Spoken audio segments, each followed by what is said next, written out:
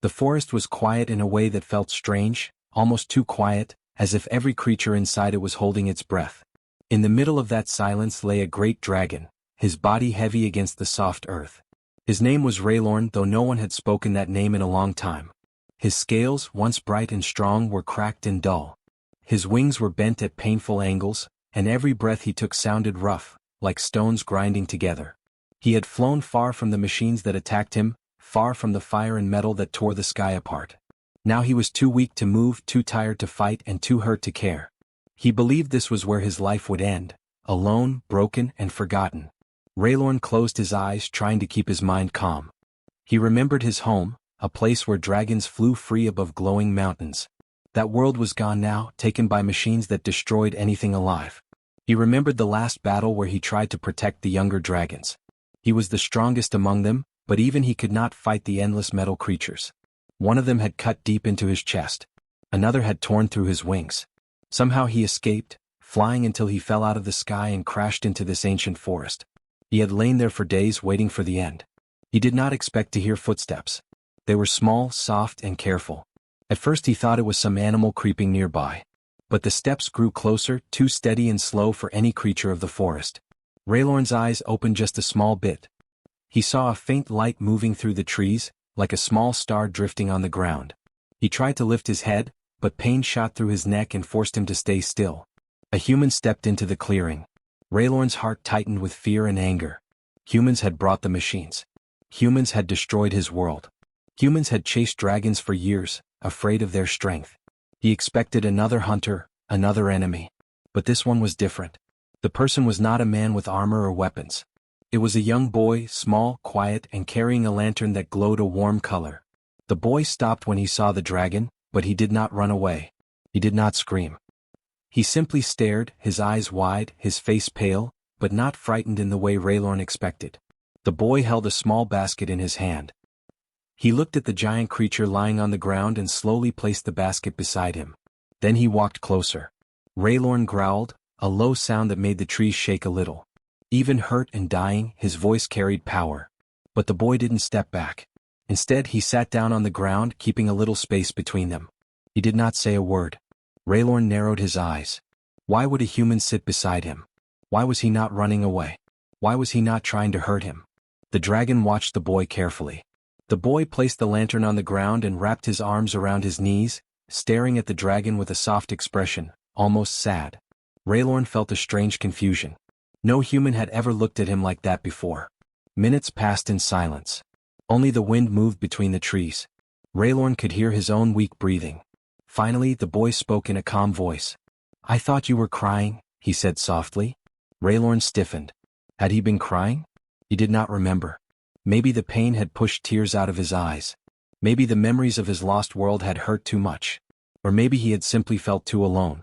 The boy looked down, picking up a small stone and rolling it between his fingers. "I heard something," he said. "It sounded like someone hurting. So I followed the sound." Raylorn blinked.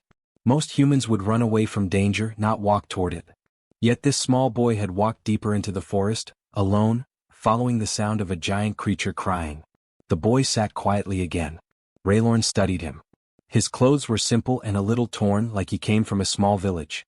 His hair was messy and his hands were small and rough, as if he worked every day. There was nothing special about him, and yet he had done something no other human dared to do: sit beside a dying dragon. Raylorn tried to speak, but his throat was too dry and painful. The boy noticed and stood up slowly, walking to the basket he had brought. He took out a small container of water and held it up. "I don't know if you want this," he said, "but I brought it just in case." The dragon watched him carefully but did not move. The boy placed the water on a flat rock close enough for Raylorn to reach, but not too close to seem threatening. The dragon could not drink yet, but he appreciated the gesture, though he did not show it. He did not trust humans. He did not want to trust humans. But something about this boy felt different. The boy sat again, this time leaning against a tree trunk. "You don't have to talk," he said gently. "I'll just sit with you." Raylorn felt the forest shift around them, as if accepting the strange moment. He did not know why the boy stayed. He did not know why he felt a small warmth inside where only cold had lived before. But as the stars appeared above the trees and the night grew deeper, the dragon realized something unexpected. For the first time in many days he did not feel alone. And even though he did not understand why, the presence of this small, silent boy made him feel just a little less ready to give up. The next morning, soft sunlight slipped through the trees and touched the forest floor. Birds sang gently as if trying to wake the world with calm voices. Raylorn opened his eyes slowly. His body felt heavy and stiff, and every breath reminded him of his wounds. But something was different. The forest did not feel empty anymore. There was a quiet presence beside him, steady and warm. The boy had returned. He sat on the ground again, holding the same small lantern, though it was no longer lit. Beside him was the basket from yesterday, filled with more things this time. Raylorn stared at him for a long moment, confused. He thought the boy would leave after the first night. Humans rarely returned to danger. But this boy had come back with the sunrise, as if it was something he planned all along. The boy noticed Raylorn's eyes open and gave a gentle smile. "I didn't know if you were still alive," he said softly. "I'm glad you are." Raylorn let out a low rumble. It was not a growl, just a tired sound. He was still unsure of this human. But the boy's calm voice did not feel dangerous. It felt steady, like a soft hand on a storm. The boy opened the basket and took out a small cloth. He dipped it into a container of clean water and walked a bit closer. Raylorn watched him with a sharp gaze. Every step the boy took made the dragon's muscles tense.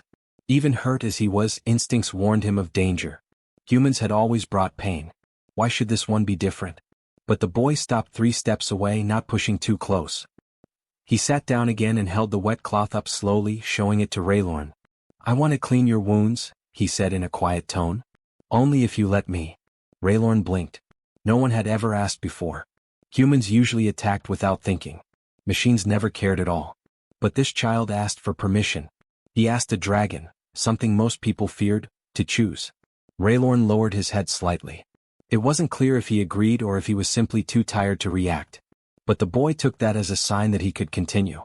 He moved closer, small step by small step, until he could reach the dragon's injured shoulder. The first touch was careful, so light it barely felt real. Still, the dragon flinched. Pain shot through him, but he did not strike back. The boy's hand trembled for a moment, but he did not pull away. He cleaned the wounded scales with slow movements, washing off old dirt and dried blood. His hands were small, but they were gentle, and Raylorn felt the pain ease just a little. "You're hurt really bad," the boy whispered. "But I think you can heal. I don't want you to die." Raylorn didn't understand why this child cared. Dragons and humans had never lived side by side in peace. They only met in battlefields or burned villages. Yet this boy looked at him not with fear but with worry. After cleaning the wounds, the boy unwrapped a small roll of cloth. "I don't know if this will help," he said, "but I can try." He wrapped the cloth around Raylorn's shoulder, tying it firmly. It looked tiny compared to the dragon's size, but the effort mattered. The dragon felt his heart soften in a way he did not expect. When the boy finished, he sat beside Raylorn again, breathing a little faster from the effort. "My name is Arlo," he said quietly. "I guess I should tell you that." Raylorn watched him closely. Arlo was thin, with brown hair that fell over his eyes. His clothes were simple and worn, showing that he lived a hard life. There was no fear in his eyes, only tired courage. Arlo took out a piece of fruit and placed it on a rock close to Raylorn. "I don't know what dragons eat," he said, "but you can have this if you want." Raylorn did not move at first. He didn't trust the food. But after a moment he reached forward with surprising softness, using his claws to pull the fruit closer. He took a small bite. It wasn't much, but eating anything felt like a victory. Arlo smiled. "Good. You need your strength." Raylorn looked at him again. This boy was too small, too fragile to help a creature like him. Yet here he was, cleaning wounds, giving food, and sitting close as if they were ordinary companions. The day passed slowly. Arlo stayed the entire time. He talked about small things, his village, his chores, the small cottage he lived in with people who barely noticed him. "I don't really fit in there," he said softly. "But I don't feel so alone here." Raylorn did not speak aloud. His voice was too weak and his trust was not ready. But inside he listened carefully. He understood loneliness more than anyone. As the sun began to set, Arlo stood up. "I should go before it gets dark," he said. "But I'll come back." Raylorn lifted his head slightly, watching. He did not understand why Arlo would return. He had already helped more than any human before. Arlo picked up his lantern and basket. "I'll bring more things tomorrow," he said with a bright but soft tone. "You won't be alone." The boy turned and walked toward the trees. The forest swallowed his small figure, and the light from the lantern faded slowly. Raylorn lowered his head again, but the silence did not feel heavy anymore. Something had changed. The forest felt warmer, softer. He felt a strange comfort in knowing the boy would return. He closed his eyes, and for the first time since he had crashed into the forest, he felt a small spark of hope inside him, fragile but alive. Maybe he did not have to face the end alone after all. The forest grew warmer in the days that followed, as if it sensed something changing under its ancient trees. Raylorn, still weak and wounded, remained in the same resting place, but his world no longer felt dark or empty. Every morning, before the sunlight fully reached the ground, he would hear the soft footsteps he now recognized, the steady light rhythm of Arlo coming back. And Arlo always came with something in his hands. Sometimes it was food. Sometimes more water. Sometimes clean cloth or a small bag of herbs he collected from a healer who did not ask too many questions. But what Raylorn noticed most was not what the boy carried. It was the way Arlo spoke, the way he smiled, the way he sat beside him without fear. Humans had feared dragons all his life. Dragons had feared humans just as much. But Arlo sat close enough that Raylorn could hear his breathing. One morning Arlo arrived with a small box. It was wooden, old, and tied with a thin piece of rope. He placed it gently beside Raylorn and opened it. Inside were crushed leaves, shiny stones, and strips of cloth soaked in a strange-smelling liquid. "I asked the healer how to help someone who's really hurt," Arlo explained. "I didn't say it was a dragon. I just asked what to do when someone is in a lot of pain." Raylorn blinked slowly. No human had ever spoken about him like that, as a someone, not a something. Arlo took the cloth and stepped closer. "I'm going to put this on your wounds. It might sting, but it should help you heal faster." Raylorn made a low sound, not quite a growl and not quite agreement. But he lowered his head, letting Arlo work. The boy pressed the herbs against the dragon's scales with careful hands. The sting was sharp and Raylorn flinched, but he did not pull away. Arlo's touch was gentle, and the pain soon faded into warmth. "There," Arlo whispered. "You're strong. I know you can heal." Raylorn watched him with thoughtful eyes. He did not know how to explain the feeling inside him, a slow warmth growing like a quiet flame. It was not fear. Not anger. Felt like trust. Something he had not felt in a very long time. As the days passed, Arlo began talking more. He told stories not because he wanted to fill the silence but because he felt safe speaking near the dragon. He talked about his village, small and simple, where people cared more about work than kindness. He said children teased him because he preferred exploring the forest instead of playing games. He said he liked quiet places, places where he could think. And even though he knew dragons were supposed to be dangerous, he liked being near Raylorn more than being anywhere else. Raylorn listened. He couldn't speak yet, but inside he understood everything. The boy reminded him of someone he used to protect long ago, a young dragon who was curious and brave. That dragon was gone now, taken by the machines. Remembering her hurt too much, so he had closed his heart for years. But Arlo's presence opened something again, something he thought had died with his lost home. One evening when the sky turned orange, Arlo brought a blanket and sat very close to Raylorn's side. He looked tired, as if the world outside the forest had been unkind again. "People don't listen to me," he whispered. "They don't care what I think. But you listen even when you don't speak." Raylorn shifted slightly. He wanted to speak, but his voice was not ready. Instead, he moved one of his large claws a little closer to Arlo, not touching him, but near enough that the boy could feel the warmth. Arlo looked at the claw and smiled. "I like being here," he said softly. "I feel like I'm not alone when I'm with you." Raylorn felt a deep ache in his chest, not from the wounds but from something softer. He had never expected a human to say such words to him. That night, a cold wind swept through the forest. Raylorn shivered for the first time. His wings still hurt too much to wrap around himself. Arlo noticed and quickly stood up. He grabbed the blanket and climbed onto a large tree root, high enough to reach part of Raylorn's head. Then he placed the blanket over the dragon's neck, smoothing it down with both hands. It was small compared to Raylorn's massive body, but the gesture was what warmed him. "I'll stay for a while," Arlo whispered. "Until you sleep." And he did. He sat there leaning against Raylorn's warm scales, humming a soft tune. Raylorn listened until his breathing grew slow again. The forest felt safe that night, wrapped in the sound of a boy's quiet song. More days passed and Raylorn slowly grew stronger. He began shifting his wings, small movements that still hurt but no longer felt impossible. Arlo cheered every time. "One day you'll fly again," Arlo said confidently. I know you will. Raylorn lowered his head and nudged Arlo gently with his nose. It was the first moment of true affection he had shown, and Arlo froze in surprise before smiling brightly. You trust me, he whispered. Raylorn blinked once, slowly. A dragon's way of saying yes. That night, when Arlo sat beside him, Raylorn carefully wrapped the tip of his large tail around the boy, not tight, just protective, as if forming a small barrier around him. Arlo touched the tail with soft fingers, amazed. You're not alone anymore, he said. I'll stay with you. I promise. Raylorn believed him. For the first time in many years he felt something he thought he had lost forever. He felt safe. And with that feeling came something even stronger, hope.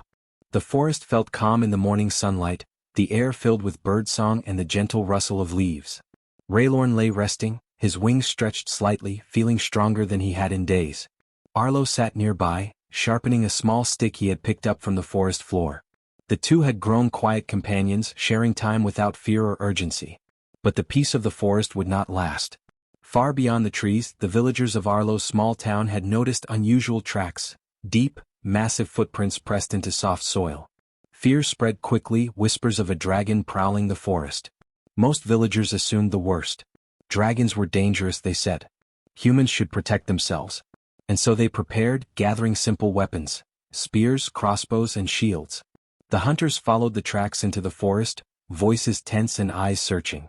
Raylorn sensed the danger first. His ears twitched as branches snapped under careful footsteps. His eyes scanned the trees, narrowing as he saw movement, humans entering his clearing, some armed, others whispering in panic. He flexed his wings, muscles tense and aching, ready to protect himself. Memories of attacks, of fire and pain, surged through him. He had survived machines and hunters alike, but he could not risk Arlo being hurt. Arlo stood quickly, placing himself between the dragon and the approaching humans. Wait, he shouted, voice ringing through the trees. The humans froze, eyes wide, and a few whispered nervously. He won't hurt you, Arlo added. He's hurt. You don't understand. A man with a spear stepped forward. A dragon in the forest? He said sharply. It could kill us all. Others nodded, fear and anger in their eyes. Raylorn's muscles tightened, ready to strike, but he did not move. He trusted Arlo's voice. Somehow, this small human had made the others pause at least for a moment. But the moment was broken by a low, mechanical growl. Sparks glowed between the trees as a machine emerged, larger than any human. It had sharp claws, glowing red sensors, and a single intent: destroy.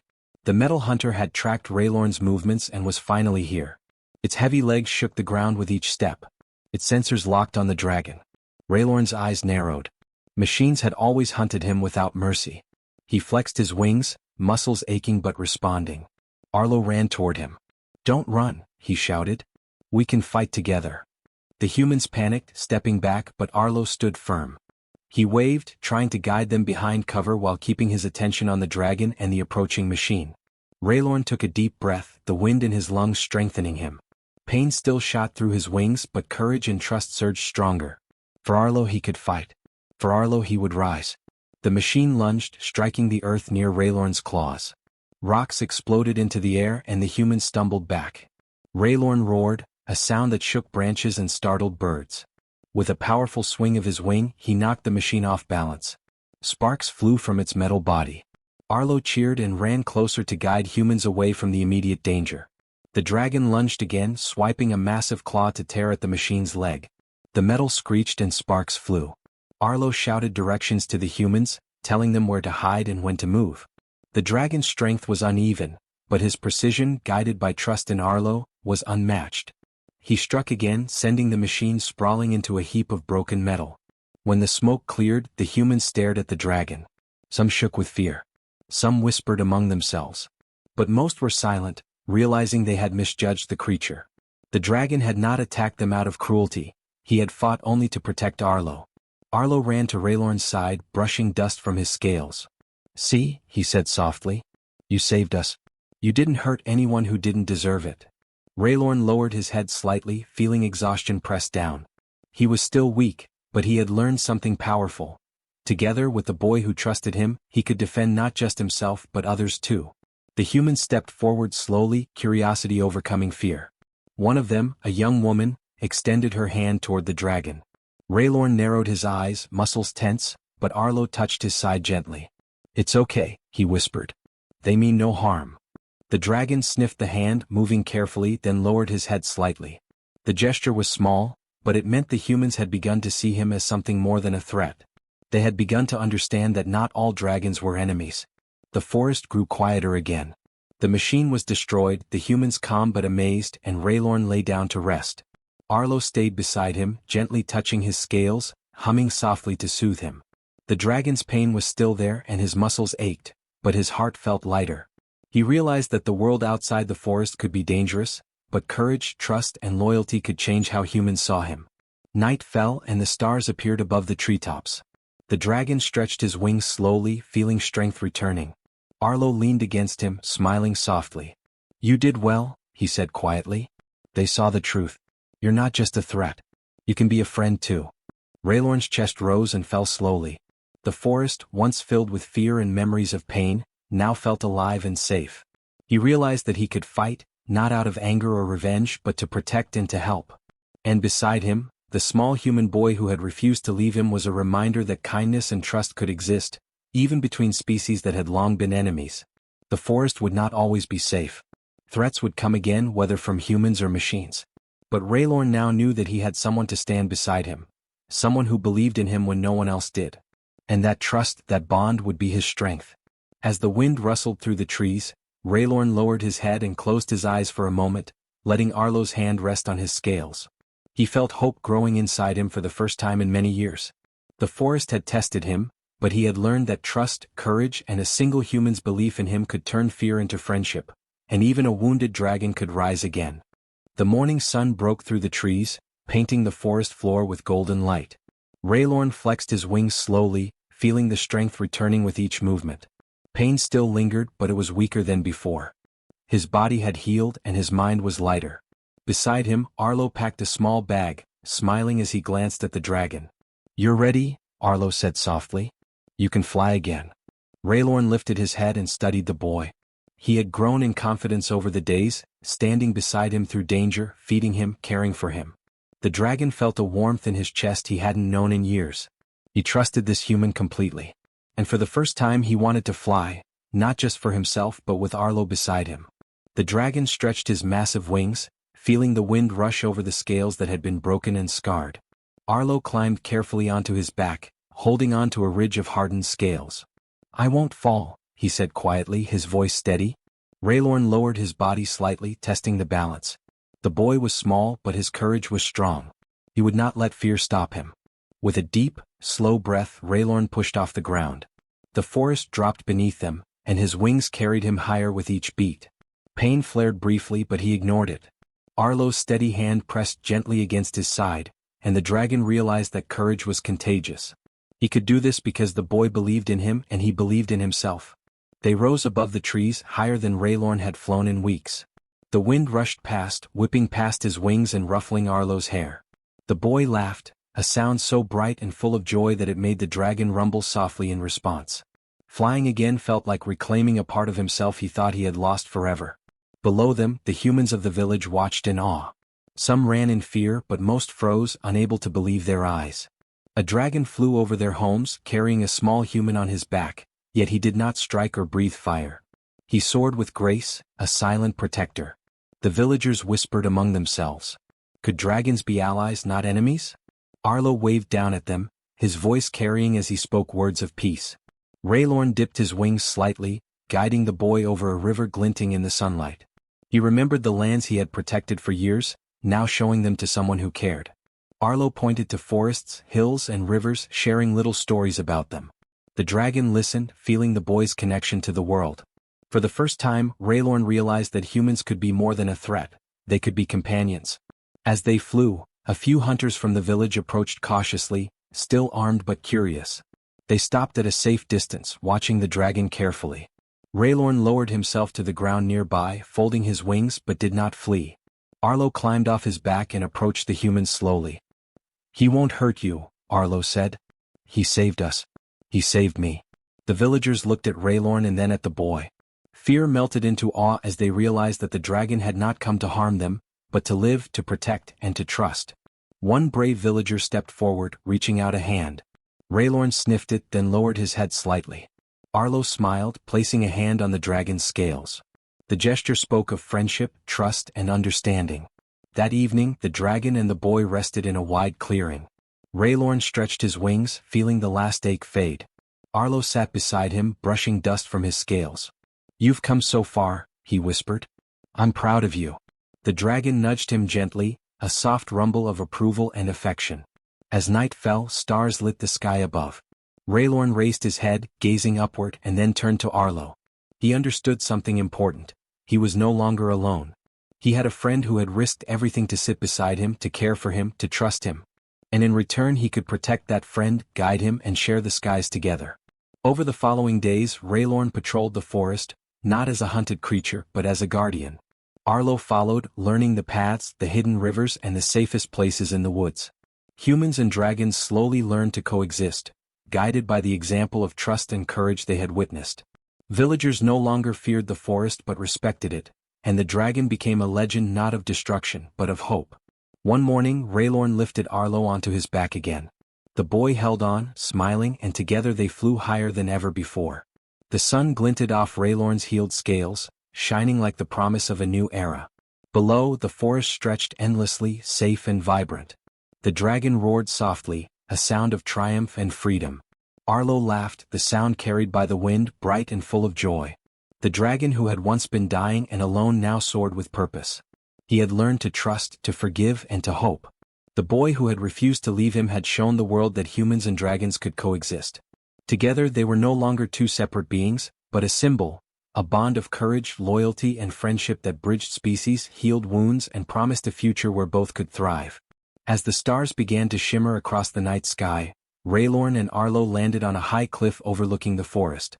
The dragon's wings stretched wide, strong and unbroken.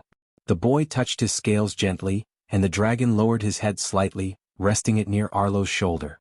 They watched the moon rise together, silent and peaceful. In that quiet, starlit moment, Raylorn understood something he had never imagined possible. Even after pain, betrayal, and loss, there was hope. Even after fear and loneliness, trust could grow. Even a wounded dragon could rise again, stronger than before, guided by the courage and love of one human boy. And so, in the forest that had once been dark and silent, a dragon and a boy began a new chapter. Together they flew, they protected, and they thrived. The world had changed, and they had changed it with trust, courage, and friendship. The dragon's wings carried not just his own strength, but the hope of a new beginning, for dragons, for humans, and for the forest they now shared.